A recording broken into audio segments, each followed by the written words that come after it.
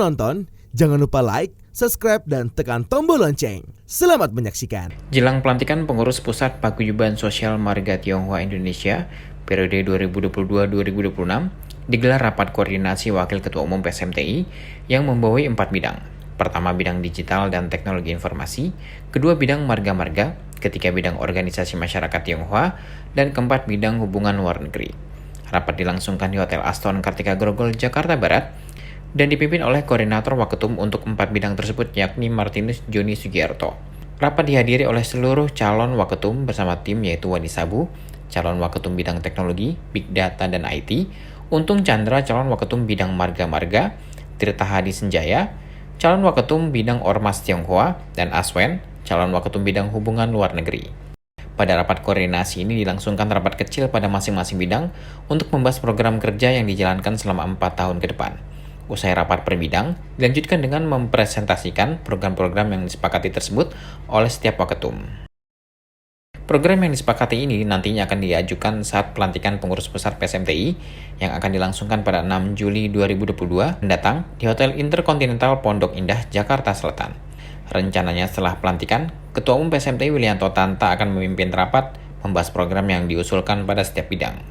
Rapat koordinasi Waketum PSMTI bidang digital dan teknologi informasi, bidang marga-marga, bidang Ormas Tionghoa, dan bidang hubungan luar negeri ini merupakan inisiatif dari Martinus Joni Sugiarto sebagai koordinator agar dapat cepat mendapat pengesahan oleh Ketua Umum PSMTI. Martinus Joni Sugiarto berpesan kepada Waketum di bawah koordinasinya untuk dapat menciptakan tim yang solid dan saling membantu antar bidang. Hal ini penting agar tidak ada bidang yang mengalami kesulitan saat menjalankan program-programnya. Martinus Joni Sugiarto mengatakan program yang dibahas oleh setiap bidang tujuannya untuk mempermudah kinerja PSMTI, seperti di bidang digital dan teknologi, yang nantinya kinerja PSMTI akan didukung oleh seluruh perangkat digital dan teknologi informasi yang mutakhir dan dapat diakses dengan mudah serta cepat oleh seluruh pengurus PSMTI, mulai tingkat pusat, provinsi, hingga kabupaten atau kota. Jadi di PSMTI itu sekarang sedang menyusun pengurus. Kebetulan saya dipercaya sebagai koordinator wakil ketua umum. Di bawah saya ada 4 bidang, ada teknologi, dunia digital, terus marga-marga, ada Ormas Tionghoa, dan ada hubungan luar negeri.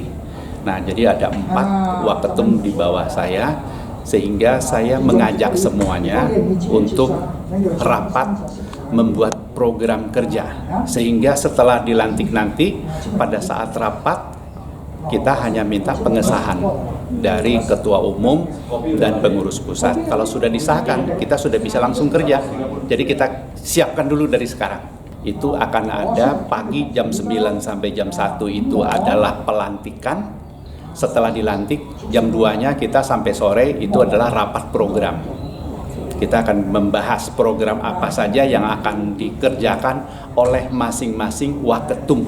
Saya tadi sharing dengan teman-teman para waketum, saya bilang masing-masing waketum sungguh mempunyai tugas yang terpisah-pisah antara satu dengan lain, tapi harapan saya pada satu waketum saat punya kegiatan, yang ketiga waketum yang lain itu bisa support, sehingga menjadi agak ringan gitu loh. Begitu juga sebaliknya, jadi semuanya itu harus kita anggap satu tim. Jadi koordinator plus 4 waketum, kita adalah satu tim besar yang bekerja sama, saling bahu-membahu, saling bantu-membantu. Sehingga jangan sampai ada satu waketum sibuk sendiri, yang lain nggak peduli gitu. Itu harapan saya untuk menyatukan mereka. Makanya hari ini kita ajak ngomong, mereka semuanya sudah sepakat. Ya. Harapan saya tentu kembali lagi ke tupoksinya kami. Jadi kami memegang digital dan teknologi. Tentu kami berharap bahwa PSMTI ini bisa diajak bertransformasi dari analog menuju ke digital, sehingga kita membutuhkan semua data kita punya gitu. Nah, lantas dari situ kita juga lebih mudah untuk berkomunikasi dengan dunia luar. Karena kalau sudah on the net, semuanya kita gampang berkomunikasi, orang mencari kita juga mudah, mencari data mudah di searching gitu ya. Nah, komunikasi-komunikasi itu saya harapkan dalam bentuk digital cepat terwujud sehingga kita punya program bisa lebih mudah disosialisasikan kepada seluruh provinsi, kabupaten, kota se-Indonesia. Jadi dari Sabang sampai Merauke kalau mereka pengen tahu PSMTI punya program apa bulan depan gitu loh. Begitu dia masuk di internet langsung ada gitu loh. Kita akan mentransformasikan ke informasi seperti itu.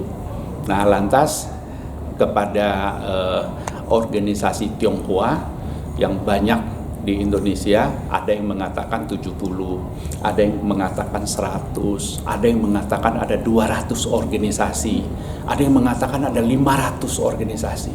Tapi jujur aja selama ini tidak terdata. Nah, karena PSMTI itu adalah rumah besar bagi seluruh Tionghoa yang ada di Indonesia, kita pengen ini diajak. Di samping kita mengadakan pendataan, kita ngajak mereka sehingga kita tahu, oh di situ ada organisasi apa, dia punya visi misi apa. Karena ada yang khusus bidang sosial, ada yang khusus di rumah duka, ada yang khusus di bidang pendidikan. Ini banyak sekali. Nah, kita pengen mengkolek semua data, kita himpun dalam satu rumah besar PSMTI. Begitu juga mengenai marga-marga. Di Indonesia ini banyak sekali marga-marga yang ada dari Sabang sampai Merauke. Kalau kita lihat di Tiongkoknya sendiri, itu mungkin ribuan. Yang masuk ke Indonesia mungkin antara 100-200. Tapi kembali lagi, kita nggak punya data yang valid. Nah, saya pengen pada masa saya pengen untuk mendapatkan data yang benar-benar real, benar-benar punya data yang lengkap, up to date. Kita harus punya orang, punya admin yang selalu mengupdate. Karena kalau ketua marga, suatu saat dia akan diganti, ganti yang baru. Nah, ini harus ada orang yang ngerjain. Jadi jangan data di situ sudah 3 tahun nggak diupdate gitu loh. Jadi kita pengen semuanya itu diupdate sehingga data-data kita itu betul-betul data yang valid, yang betul-betul dapat dipercaya gitu. Hubungan luar negeri, kita lihat bahwa di bawah saya ada satu hubungan luar negeri. Nah, hubungan luar negeri ini kita juga pengen kegiatan-kegiatan hubungan luar negeri karena kita banyak melakukan kerjasama pendidikan. Itu banyak anak-anak dari Indonesia yang disekolahkan ke Tiongkok mendapat beasiswa, tapi kita nggak punya data, padahal kita yang memberangkatkan gitu. Nah, ini kita berharap ke depan ini terrekod semualah gitu, dan mereka selalu diupdate. Sekarang dia misalnya berada di kota Medan, nanti pulang dari Medan dia kerja, terus dia pindah kemana? Oh, dia pindah ke Jakarta, kita punya alamatnya lagi di Jakarta.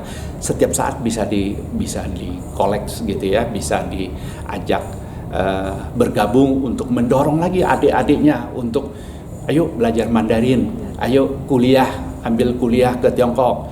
Toh banyak beasiswa yang disediakan baik oleh organisasi pemerintah Indonesia maupun pemerintah Tiongkok. Jadi kerjasama antara negara itu udah erat sekali gitu loh. Nah, ini menurut saya jangan kita cuma pelaksanaan di lapangan bagus, tapi secara data kita kurang. Ini yang mau dimaksimalkan dengan kepengurusan saya sampai 2026. Selanjutnya untuk bidang marga-marga juga demikian, yakni adanya kemudahan dalam data marga-marga Tionghoa yang ada di Indonesia. Selama ini belum tertata dengan rapi dan lengkap. Tim Eljon Media melaporkan.